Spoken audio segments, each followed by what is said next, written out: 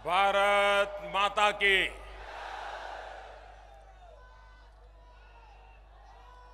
नेपाल के भी उस पार आपकी आवाज जानी चाहिए। भारत माता की। मंच पर विराजमान भारतीय जनता पार्टी के अध्यक्ष आदरणीय श्री राजनाथ सिंह जी, उत्तर प्रदेश भारतीय जनता पार्टी के नींव के पत्थर, गांव गरीब किसान के लिए जीवन खपाने वाले आदरणीय कल्याण सिंह जी, प्रदेश भारतीय जनता पार्टी के अध्यक्ष श्रीमान लक्ष्मी नारायण वाजपेयी जी,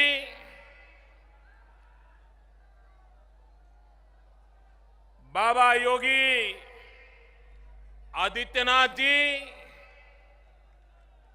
राष्ट्रीय महासचिव श्रीमान अमित भाई शाह, श्रीमान लालजी टंडन जी, श्रीमान ओम प्रकाश सिंह जी, भाई विनय कटियार जी, डॉक्टर रमापति जी,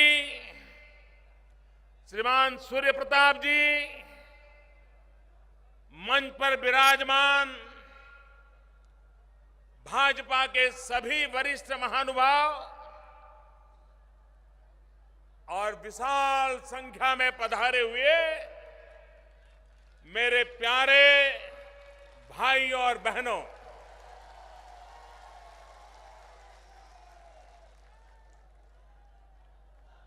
ये ब्रह्मा की तपोभूमि है। इस तपोभूमि को मैं प्रणाम करता हूं।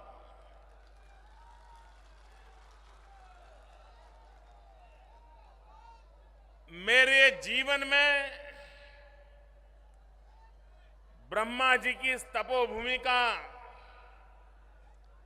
विशेष स्थान रहा है। यहां बहुत कम लोगों को शायद पता होगा,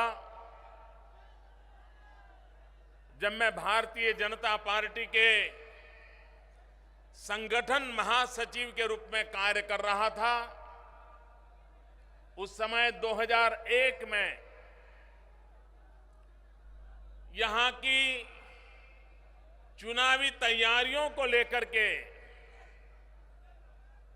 हर विधानसभा क्षेत्र का रिव्यू करने के लिए मेरा दौरा चल रहा था। हर जिले में मैं जा रहा था और संगठन महासचिव के नाते मेरा आखिरी कार्यक्रम बहराइच में हुआ था और यहां पर मुझे सूचना आई कि मैं अपना कार्यक्रम स्थगित करके दिल्ली जाऊं। मुझे पता नहीं था मेरा दौरा क्यों स्थगित किया गया। मैं दिल्ली गया, वहां और कामों में व्यस्त रहा, लेकिन अचानक बाद में मुझे सूचना मिली कि मुझे अब संगठन महासचिव का काम नहीं करना है। बहराइच संगठन महासचिव के नाते मेरा आखिरी कार्यक्रम हुआ और बाद में भारतीय जनता पार्टी ने मुझे मुख्यमंत्री का दायित्व दिया। मुझे गुजरात जाना पड़ा और एक नई जिम्मेवारी को मैंने प्रारंभ किया और एक प्रकार से संगठन महासचिव का आखिरी कार्यक्रम मेरा ब्रह्मा जी की इस तपोभूमि में हुआ था और इसलिए भी मेरे लिए इस स्थान का अत्यंत महत्व है और इसलिए भी मैं फिर एक बार इस तपोभूमि को प्रणाम करता हूं। भाइयों बहनों, मौसम बदल रहा है।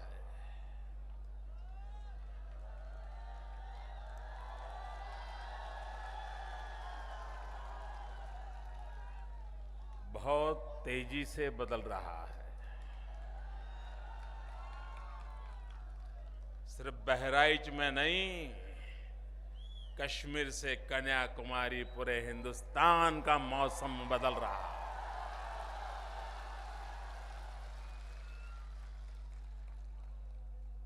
और जो लोग सत्ता के नशे में डूबे हुए हैं, जिनके लिए सत्ता एक मौज का साधन बन गया है, जिन्होंने सत्ता का उपयोग अपने सुख और ऐशाराम के लिए किया है, ऐसे सब लोगों को एक भारी संकट का एहसास हो गया है। मित्रों, इतना विरोध हमारा क्यों हो रहा है? इसलिए कि उनकी सत्ता जाने वाली है, इसलिए कि आने वाले चुनाव में उनके लिए पराजय निश्चित लिखा है। मित्रों, यही कारण नहीं है, लेकिन उनको पता है अगर अब की बार दिल्ली में भाजपा की सरकार बन गई तो इस देश को तबाह करने वाले, बर्बाद करने वाले हर किसी का ठिकाना कहां होगा, इसका उनको पता है। और मैं देशवासियों को विश्वास देता हूं, इस देश को तबाह करने का अधिकार किसी को नहीं दिया जा सकता। और जिस प्रकार से वोट बैंक की राजनीति की जा रही है, वोट बैंक की राजनीति के लिए जिस प्रकार की बयानबाजी की जा रही है, मैं उत्तर प्रदेश के सत्ता में बैठे हुए शहंशाहों को पूछना चाहता हूं, क्या कारण था आपने भारतीय जनता पार्टी को बदनाम करने के लिए हमारे 2 विधायकों को जेल में बंद कर दिया और आप कानून के सामने टिक नहीं पाए? और जब न्यायपालिका ने उनको छोड़ दिया तो दूसरे कानून लगा करके दोबारा अंदर कर दिया, उनको भी मुक्त कर दिया। मैं उत्तर प्रदेश के नागरिक भाइयों बहनों से कहना चाहता हूं, ये वोट बैंक की राजनीति के खातिर गुनहगारों को जेल में बंद करने की ताकत नहीं रखते, निर्दोष लोगों को जेल में बंद करने के हथकंडे कर रहे हैं। भाइयों बहनों, एक के बाद एक जिस प्रकार से घटनाएं घट रही हैं, ऐसा लगता है जो लोग मोदी को गुजरात में परास्त नहीं कर पाए, 3 चुनावों में जिन्हें मुंह की खानी पड़ी,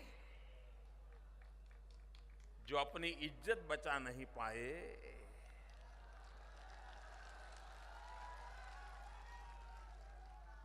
जिन्हें लगता है कि लोकतांत्रिक तरीके से तो भाजपा को अब रोका नहीं जा सकता, मोदी को रोका नहीं जा सकता, इन्होंने दूसरे तौर तरीके अपनाए हैं। कभी सीबीआई को पीछे लगा दो, कभी इंडियन मुजाहिदीन को खुली छूट दे दो,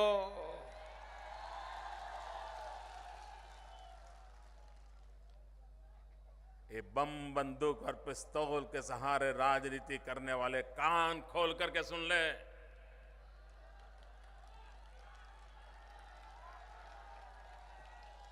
हम दूसरी मिट्टी की पैदावार है।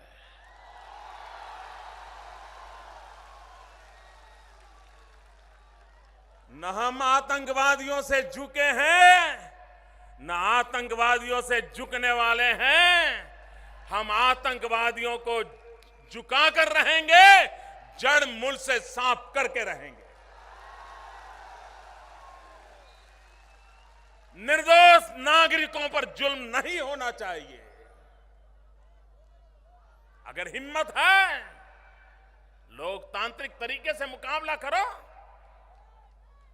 जाओ जनता के बीच में जाओ। ये बुज़दिल की तरह पीठ पर वार कर रहे हो। और यह देश कभी भी आतताइयों के सामने झुका नहीं है। अरे ब्रिटिश सल्तनत ने कितने जुल्म किए थे, लेकिन उसके बावजूद भी यह देश सच्चाई के लिए लड़ता रहा है। आतंकवादियों की गोलियां हिंदुस्तान को उसकी यात्रा से रोक नहीं सकती है। यह देश आगे बढ़ने वाला है। यह देश विकास की नई ऊंचाइयों को पार करने वाला है। और भाइयों बहनों, मुझे तो लगता है अगले चुनाव में ये सपा, ये बसपा, ये कांग्रेस, इनकी तिकड़ी चुनाव के मैदान में नहीं आएगी। ये इनकी तिकड़ी चुनाव के मैदान में नहीं आएगी। अगले चुनाव में मुझे लगता है सीबीआई, इंडियन मुजाहिदीन, यही लोग चुनाव का मोर्चा संभालेंगे ताकि कांग्रेस को बचा सकें। भाइयों बहनों, हिंदुस्तान के लोकतंत्र के साथ खिलवाड़ हो रहा है। हमारे बिहार के भाई बहन छठ पूजा का उत्सव मनाते हैं। दिवाली से भी ज्यादा छठ पूजा का महात्म्य होता है। लेकिन उसी छठ पूजा के पहले आतंकवादियों ने निर्दोष लोगों को मौत के घाट उतार दिया। किसी ने अपना पति खोया, बच्चों ने अपना बाप खोया, मां ने अपना लाडला खोया। वो छठ पूजा कैसे मनाएगी? और उनका गुनाह क्या?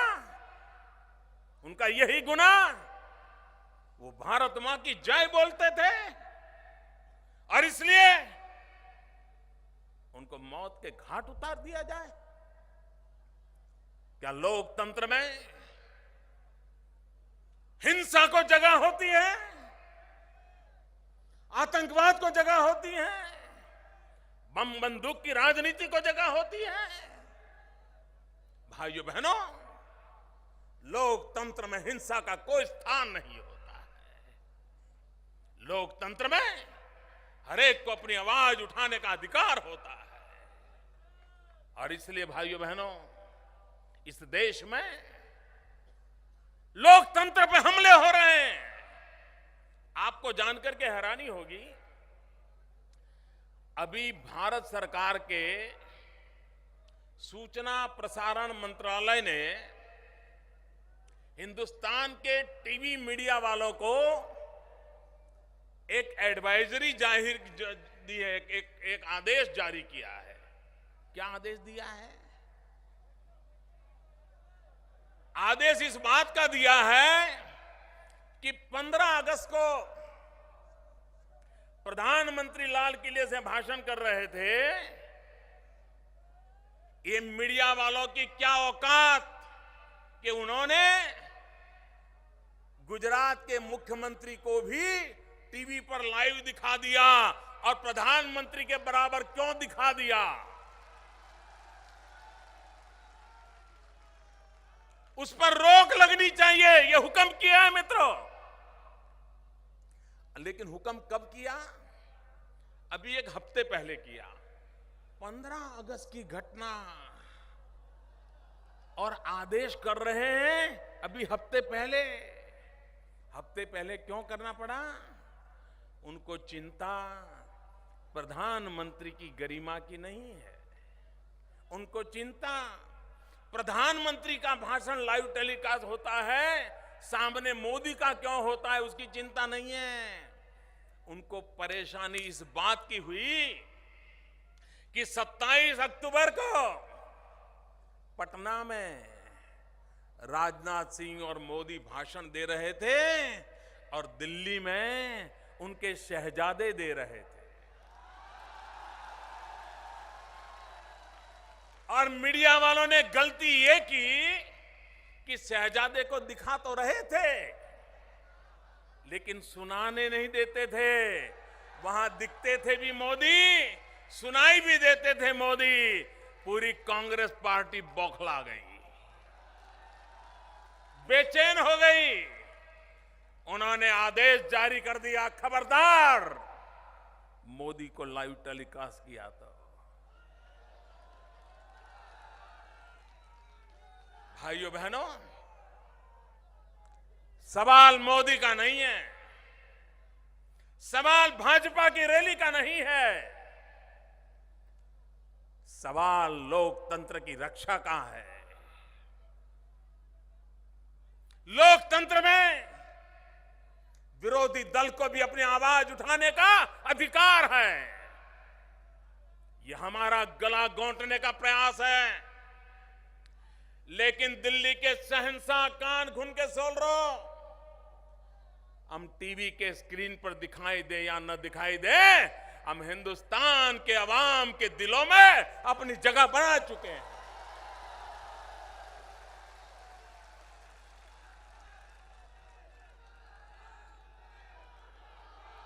भाइयों बहनों, कांग्रेस पार्टी ने और उसके चेले चपाटों ने 60 साल तक इस देश में राज किया है। क्या मिला आपको?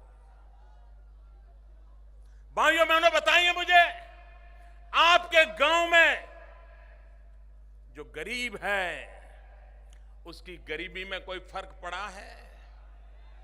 60 साल में उसके जीवन में कोई बदलाव आया है? जो नौजवान बेरोजगार है उसको रोजी रोटी का प्रबंध हुआ है?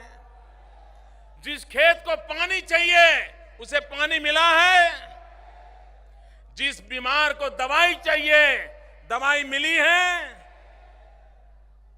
भाइयों बहनों, क्या इस देश पे राज करने वाले लोगों को इसका जवाब देना चाहिए कि नहीं देना चाहिए? इन्होंने जवाब देना चाहिए कि नहीं देना चाहिए? ये जवाब देते हैं, ऊपर से हम पर गाली गलौज कर रहे हैं, हम पर आरोप लगा रहे हैं। अरे राज आप कर रहे हो, सरकार आप चला रहे हो, शासन की बागडोर आपके हाथ में है, देश बर्बाद हो रहा है और जिम्मेवारी हम पे डाल रहे हो। ये कौन सा तरीका है? अरे जवाब दीजिए, आपने देश को जो वादे किए थे वो वादे पूरे क्यों नहीं किए? मैं तो हैरान हूं भाइयों। जिस राज्य ने 8 प्रधानमंत्री दिए और ये लखनऊ के 100 किलोमीटर रेडियस में कितने बड़े बड़े दिग्गज नेता है, कितने बड़े बड़े दिग्गज लोगों को चुन करके भेजा है, पूरे देश की बागडोर लेके बैठे हैं। यहां की जनता के सुख के लिए वो क्या कुछ नहीं कर सकते हैं? सब कुछ कर सकते हैं मित्रों। मैं तो एक छोटे से राज्य का मुख्यमंत्री हूं, लेकिन अगर मन में ठान ली तो जनता की भलाई के 50 काम कर सकते हैं, वो क्यों नहीं करते? आपने उनको चुन करके बार बार भेजा है, हिंदुस्तान के तख्त नसीन पे बिठाया है। उनकी इच्छा के बिना सरकारें चलती नहीं है। आपकी भलाई के लिए कुछ किया इन लोगों ने? कुछ किया मित्रों? कब तक झेलोगे इन लोगों को? और इसलिए मैं कहने आया हूं भाइयों बहनों, बहुत हो चुका, अब इनका जाने का वक्त आ चुका है। देश 21वीं सदी में इन लोगों को झेलने के लिए तैयार नहीं है। भाइयों बहनों, इस 60 साल में जिस उत्तर प्रदेश ने इतने प्रधानमंत्री दिए, जिस इतने उत्तर प्रदेश ने 4 पीढ़ी के नेताओं को जन्म दिया, इन्होंने पूरे देश का कुछ न किया होता, अकेले उत्तर प्रदेश की भलाई का काम किया होता ना, अकेले उत्तर प्रदेश का मित्रों, अकेले उत्तर प्रदेश को कठिनाइयों से मुक्त किया होता, यहां पर व्यवस्थाएं खड़ी की होती, मित्रों मैं विश्वास से कहता हूं, अकेला उत्तर प्रदेश आगे बढ़ा होता ना, तो भी पूरा हिंदुस्तान अपने आप आगे बढ़ जाता। यह देश गरीब देशों की श्रृंखला में नहीं होता, लेकिन उनको तो सिवाय वोट बैंक की राजनीति करना और किसी काम में रुचि नहीं है। और इसी का परिणाम है मित्रों, उनको किसी काम में रुचि नहीं है। अगर उनको करना है तो वोट बैंक की राजनीति करने के लिए इंडियन मुजाहिदीन के अड्डे बनते चले जाएं, उनको उनका संरक्षण मिलता चला जाए, उनकी कुर्सी सलामत रहे, देश का नागरिक सलामत रहे या न रहे, इसकी उनको परवाह नहीं है। भाइयों बहनों, कभी कभी गुजरात की बात आती है तो ये सुनाते हैं, अरे भाई गुजरात तो पहले से ही डेवलप है, गुजरात की बात छोड़ो, ऐसा कहते हैं। मैं आपको बताता हूं, जब मैं गुजरात में मुख्यमंत्री बना तो शुरू में लोग मेरे पास क्या बात करके आते थे, जो भी मिलने आता था वो कहता था, मोदी जी कुछ तो करो, कम से कम शाम को खाना खाता समय तो बिजली दो, रात को भोजन करने समय तो बिजली दो। भाइयों बहनों, गुजरात में गांव में शाम को बिजली नहीं मिलती थी, मां बीमार हो पंखा नहीं चलता था, बच्चे की एग्जाम हो पढ़ना चाहता था बिजली नहीं आती थी। हमने निर्णय किया, हमने कहा भाई, मैंने सरकारी हमारे अधिकारियों को बुलाया, हमने कहा भाई गांधीनगर में 24 घंटे बिजली मिलती है तो पूरे गुजरात के गांवों को क्यों नहीं मिलनी चाहिए? हमारे अफसर ने कहा साहब संभव नहीं है, क्योंकि 2000 मेगावाट बिजली की कमी थी। मैंने फाइल पे लिख दिया, मैंने कहा हमें रास्ता खोजना है और गांव में भी 24 घंटे बिजली हर घर को मिलनी चाहिए, इसकी व्यवस्था करनी है। जब विधानसभा में हमने इसका बयान दिया तो उस समय कांग्रेस के नेता, हमारे गुजरात के भूतपूर्व मुख्यमंत्री श्रीमान अमर सिंह चौधरी, जो विपक्ष के नेता थे, वो बाद में मुझे मिलने आए। उन्होंने कहा, मोदी जी आप नए हो, आपको शासन का अनुभव नहीं है, ये 24 घंटे बिजली का जो वादा किया है किसी ने आपको भ्रमित कर दिया है, आप फंस जाओगे, संभव नहीं है। मैंने उनसे कहा, मेरे कांग्रेस के विपक्ष के नेता से मैंने कहा कि साहब कठिन है ये तो मैं जानता हूं, लेकिन कठिन है इसीलिए तो लोगों ने मुझे बिठाया है। सरल होता तो मेरी क्या जरूरत थी। और भाइयों बहनों, आज मैं गर्व से कहता हूं कि गुजरात के गांव में भी घरों में 24 घंटा बिजली उपलब्ध है। मित्रों, ये काम किया जा सकता है। भाइयों, उत्तर प्रदेश में बिजली आती है, आती है बिजली।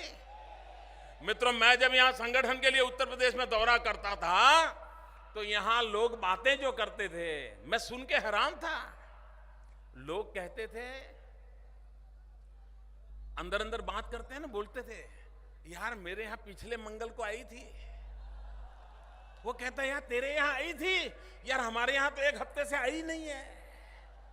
मित्रों, उत्तर प्रदेश में बिजली का जाना ये खबर नहीं है, बिजली का आना ये खबर बन जाती है। लोग चर्चा करते हैं, यार पिछले मंगल को आई थी, कोई कहता है बुधवार को आई थी। इंसान इंतजार कर रहा है बिजली कब आएगी। भाइयों बहनों, क्या बिजली, अभी हमारे आपके नौजवान मुख्यमंत्री, मैंने सुना है कि उनके क्षेत्र में तो बिजली मिलती है, बाकी बिहार उत्तर प्रदेश को बिजली देने की उनको चिंता नहीं है। दूसरे खां साहब हैं, उन खां साहब के इलाके में भी बिजली जाती है, लेकिन उत्तर प्रदेश को बिजली नहीं दी जाती है।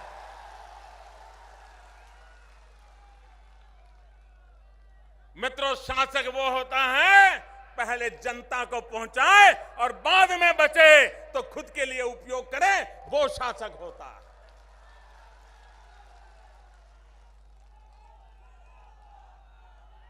उत्तर प्रदेश के मुख्यमंत्री नौजवान है, उन्होंने मुझे एक चिट्ठी लिखी। उन्होंने कहा कि मोदी जी हमें लायन चाहिए, शेर चाहिए, शेर।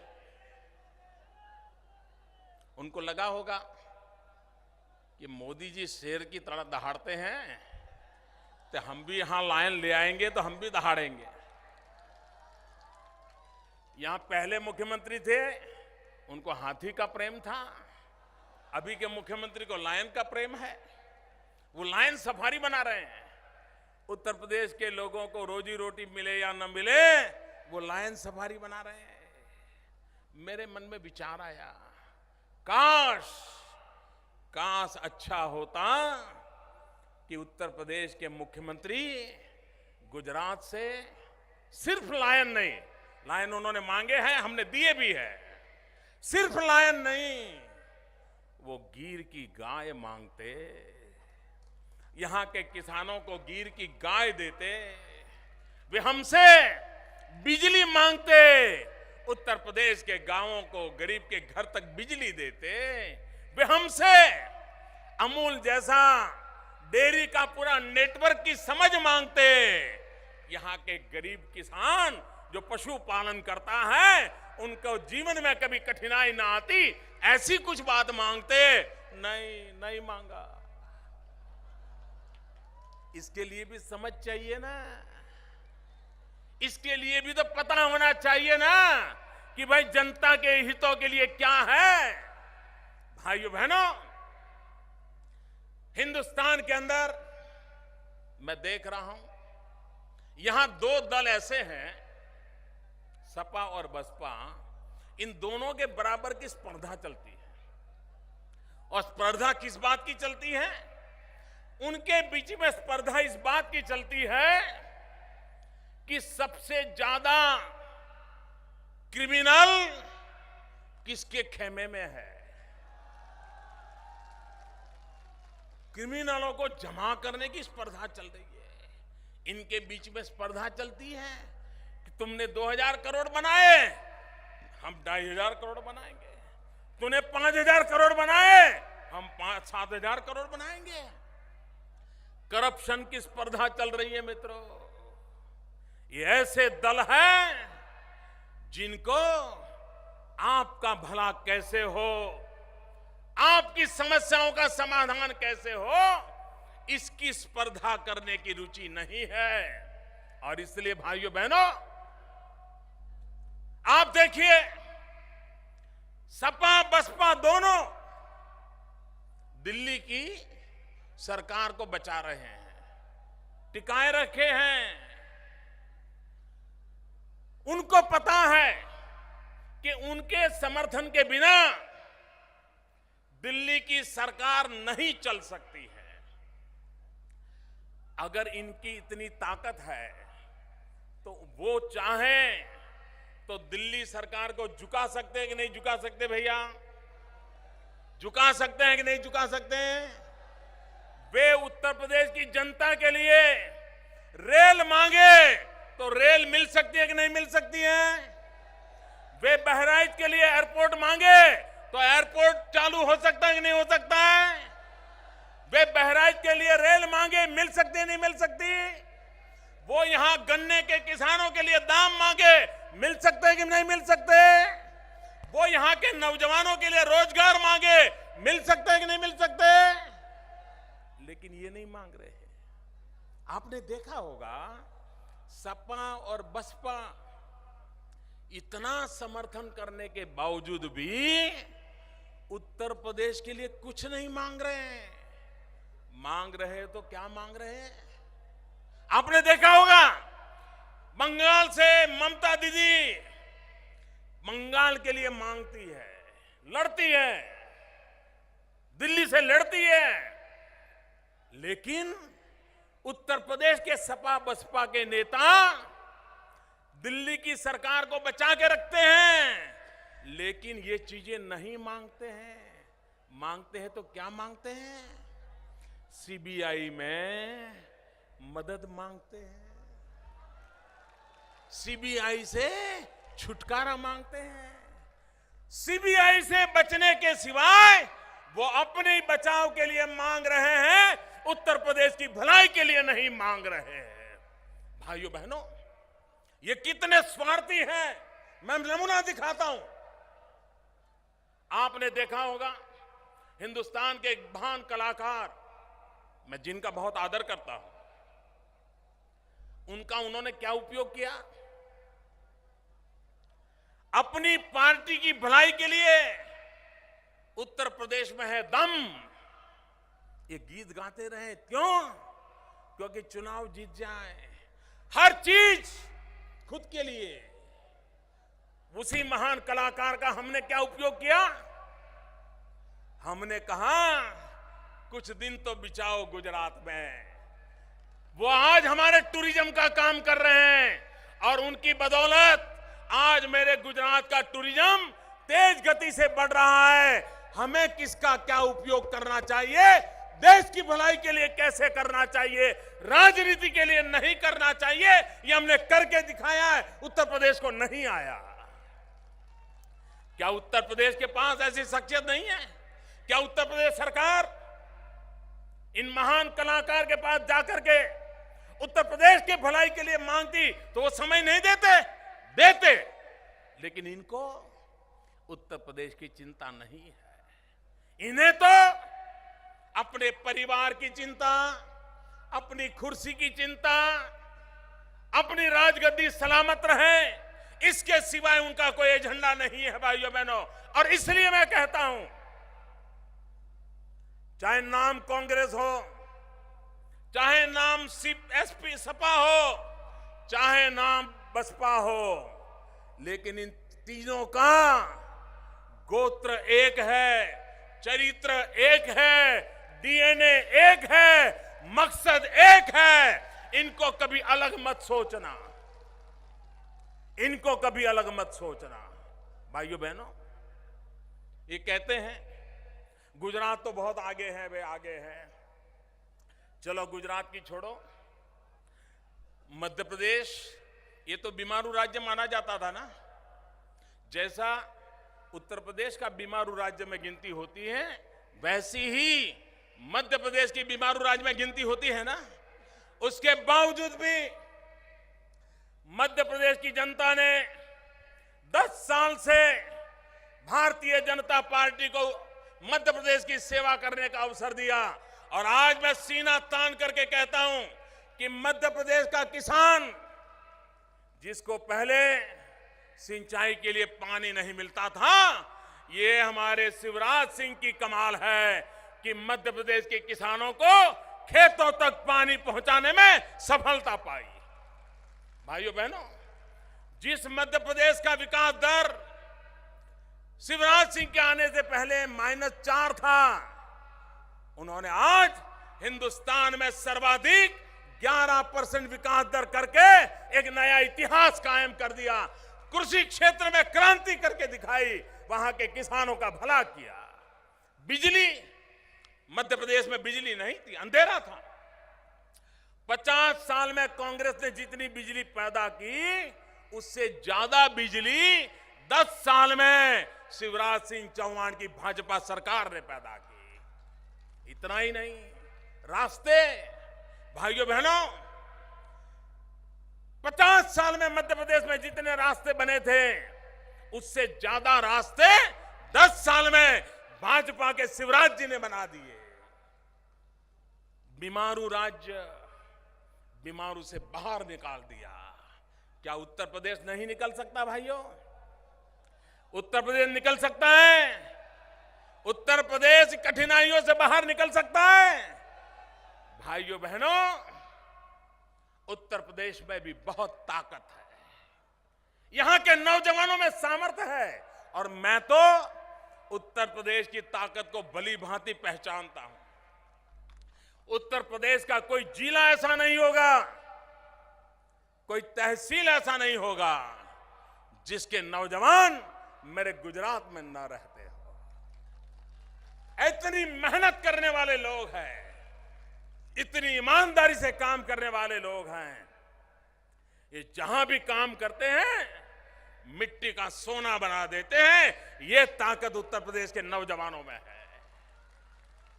अगर उत्तर प्रदेश से गुजरात आकर के गुजरात का भला कर सकते हैं, अगर उनको अवसर मिले नौजवानों को, तो उत्तर प्रदेश का भला हो सकता है कि नहीं हो सकता है?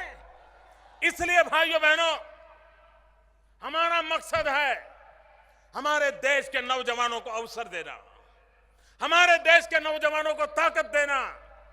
ईश्वर ने उसको 2 हाथ दिए हैं, उसको कौशल्य देना, हुनर देना, स्किल डेवलपमेंट करना। मेरे देश के नौजवान को रोजी रोटी के लिए भटकना न पड़े, ये व्यवस्था करनी पड़ेगी। भाइयों बहनों, आज मैं हैरान हूं, ये इंटरव्यू क्यों होते हैं भाई? गरीब बेटे को रोजगार मिलता है क्या?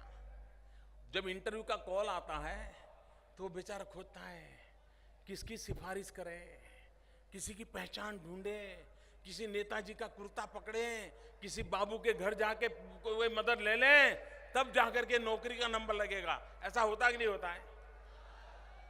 भाइयों बहनों, मैंने एक छोटा प्रयोग किया गुजरात में। अभी तो मैंने छोटा प्रयोग किया है। मेरे यहां टीचर की भर्ती करनी थी। हमने कहा नो इंटरव्यू, कोई इंटरव्यू नहीं, कोई सिफारिश नहीं, कोई रिश्वत नहीं, कोई भाई भतीजावाद नहीं। उसके जो एग्जाम के मार्क आए हैं कंप्यूटर में डालो, और जिसका नंबर पहले 100 में है उसको ऑर्डर दे दो, और नौकरी पर लग गया। कोई सिफारिश की जरूरत नहीं पड़ी मित्रों। भाइयों बहनों, हमारे यहां गोंडा है, बलरामपुर है, इस इलाके में गन्ने की खेती करता है हमारा किसान। अब जमीन तो बढ़ने वाली नहीं है, उतनी ही जमीन में गुजारा कर रहा है। उपाय क्या? जमीन के टुकड़े होते जा रहे हैं, परिवार बढ़ता जा रहा है, भाइयों के बीच जमीन बांटी जा रही, उपाय क्या? भाइयों बहनों, हमें अगर किसान को बचाना है तो हमें उत्पादकता बढ़ानी पड़ेगी, प्रोडक्टिविटी बढ़ानी पड़ेगी। मित्रों, गुजरात में भी कुछ इलाके हैं जहां गन्ने की खेती होती है। आपके यहां तो 100 से ज्यादा शुगर मिल है, मेरे यहां 15 से करीब करीब शुगर मिल है। लेकिन हमारे यहां जितनी शुगर मिल है वो कोऑपरेटिव है। आपके यहां मालिक बैठे हैं और गन्ने के किसान को दाम नहीं मिल रहा है। मुझे अभी बताया गया 6,000 करोड़ रुपया, 6,000 करोड़ रुपया किसानों के दमा करके रखे। मित्रों, हमारे यहां विजयादशमी के दूसरे दिन शुगर मिल अपना काम चालू कर देती हैं। मुझे यहां बताया गया दिवाली चली गई, अभी तक शुगर मिलें शुरू नहीं हुई है। मित्रों, ये हमारे किसानों के साथ जुल्म है कि नहीं है? क्या नियम नहीं बन सकते? इतना ही नहीं, उत्पादकता भी बढ़ सकती है। मित्रों, हमारे यहां पहले प्रति हेक्टर गन्ने की पैदावार कम थी। हमने विज्ञान का उपयोग किया, टेक्नोलॉजी लाए, खाद को देखा, बीज को देखा, और आज पर परिस्थिति आई है कि हमारे यहां किसान पहले जो फसल पैदा करता था गन्ने की, आज उतनी ही जमीन में वो ज्यादा पैदा करने लग गया। इतना ही नहीं, पहले उसके शुगर केन में से, उसके गन्ने में से शुगर कम निकलती थी, परसेंटेज कम निकलता था, उसके कारण उसको पूरे पैसे नहीं मिलते थे। मित्रों, हमें विज्ञान का उपयोग किया, गुजरात में जेनेटिक साइंस का उपयोग किया, और उसका परिणाम यह आया कि पहले हमारे यहां गन्ने में से जितना शुगर कंटेंट निकलता था उससे ज्यादा शुगर कंटेंट निकलने लगा, और उसके कारण किसान को ज्यादा पैसा मिलने लगा, और उसके कारण आज मेरे यहां किसान सुख चैन की जिंदगी जीने लगा है। भाइयों बहनों, ये स्थिति उत्तर प्रदेश का भी गन्ना पैदा करने वाले किसान के लिए हो सकती है, लेकिन इसके लिए इरादा चाहिए। नौजवान को रोजगार मिल सकता है, किसान को दाम मिल सकता है, मां बहनों को सम्मान और सुरक्षा मिल सकती है, भारत के भविष्य को उज्जवल बनाया जा सकता है। भाइयों बहनों, आजकल पॉलिटिकल पंडित ये डिबेट कर रहे हैं,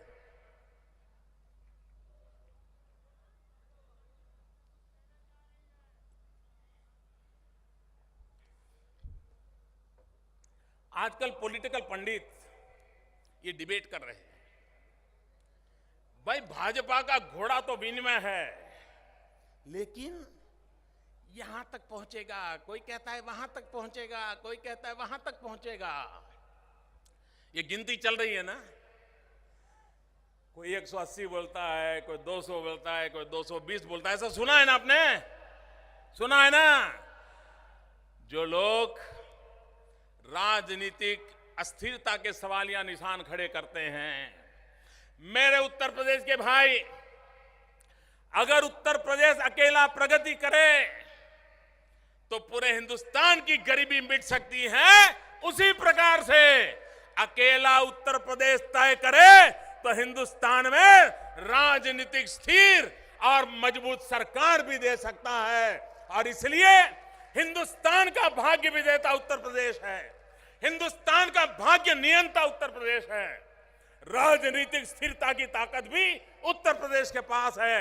मैं आज अनुरोध करने आया हूं, मैं प्रार्थना करने आया हूं मेरे उत्तर प्रदेश के भाइयों बहनों, यही भूमि है जिसने हिंदुस्तान को हजारों साल से गौरव दिया है। आज फिर से एक बार गंगा यमुना की इस पवित्र भूमि, राम और कृष्ण की पवित्र भूमि, हिंदुस्तान की रक्षा करने के लिए आगे आए, हिंदुस्तान का भाग्य बदलने के लिए आगे आए, हिंदुस्तान को स्थिर शासन देने के लिए आगे आए, हिंदुस्तान के अंदर प्रगतिशील सरकार देने के लिए आगे आए, और फैसला करें कि हम उत्तर प्रदेश के लोग हिंदुस्तान का भाग्य बदल देंगे और आने वाले लोकसभा के चुनाव में एक नई ताकत के रूप में उभरेंगे। इसी अपेक्षा के साथ मेरे साथ बोलिए भारत माता की। दो मुट्ठी बंद करके पूरी ताकत से बोलो दोस्तों। इंडियन मुजाहिदीन के लोग यहीं पर कांप जाए। भारत माता की, भारत माता की, भारत माता की, भारत माता की, भारत माता की, भारत माता की।